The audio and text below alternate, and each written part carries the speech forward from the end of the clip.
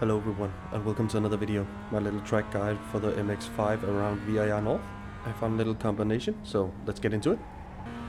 For turn 1 you want to be all the way on the left. Turn 1 is also the place where we have to brake the most. I brake about halfway between 1 and the 2 board here on the left. And you have to go really hard on the brakes. I hold about 90% brake pressure until just before the corner. Once I get close to the corner I start to trail off the brake. I'm off the brake when I'm at the green and yellow curb, which is also where I apex. I like to go down to first gear and take a lot of curb. Once I'm on the curb, I will start to apply the throttle again, a bit gradually because the car can spin when going on the curb. I'm gonna sacrifice turn 2 a little bit to open up turn 3 a lot more, so I don't have to rotate the car as much.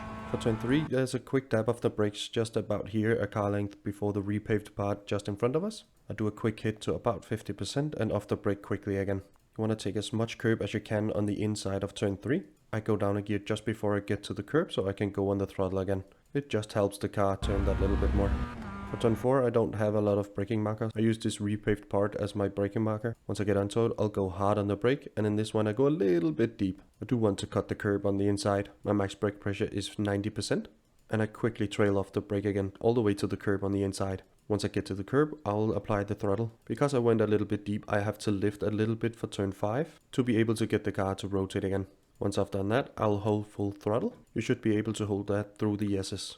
You can use the curbs to lean on quite a lot in this car, so you should utilize that. Now it's just a drag race down to turn 7, the second hardest braking zone on this layout, but one that can yield quite a lot of time if you get it right. Again, a corner without no clear braking markers, so I try to brake just about a car length before the brown patch of grass on the right. I brake really hard here, about 95%, and I hold that all the way to the bottom of the hill. Once I get to the bottom of the hill, I'll start to apply the throttle again. I apex at the top of the hill. I do take a little bit of the curb just before going out again. Once you get to the top, you should be full throttle again. For the next part, we have to make sure the car is settled at all times, and we do that by using the throttle. I do also take all of the curbs. For turn 10 I go to about 50% throttle so I can get up to the yellow curb here on the left. Once I'm on it I go full throttle and steer for the next curb where I only lift about 25%. Once you're off that curb you should be full throttle all the way to the top. For turn 14 again I don't have any clear braking markers for you. Again I use this darkened part of the track. Once I get onto it I'll start to apply the brake. I'll go to about 90% brake pressure and I'll ease that off all the way to the curb.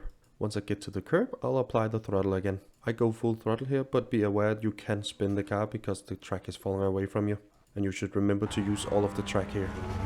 You want to open up turn 16 as much as possible, so use this outside curb. Turn 16 is the most challenging turn on this track. I do go all the way on the curb here on the outside at turn 16 to open up 17 as much as possible. Getting this right will help you gain a lot of lap time. So I take all of the curb on the left, I don't have any throttle and I don't touch the brake. I touch the brake after I get off the curb, well brake for about 30% all the way to the next curb on the inside. Don't take too much of the curb on the inside, and once you're past that you will go full throttle again. If you get this right, you should be able to keep full throttle all the way to the line. This is a place of chaos and a lot of people will go off here. But as I said, this is where you can gain a lot of track time and set yourself up for an overtake into turn 1. And that's a lap around VIR in the MX5 for a 1:35.6. I hope this has helped you gain some lap time. If it has, leave a like down below, consider subscribing as well, and now for the uninterrupted hot laps.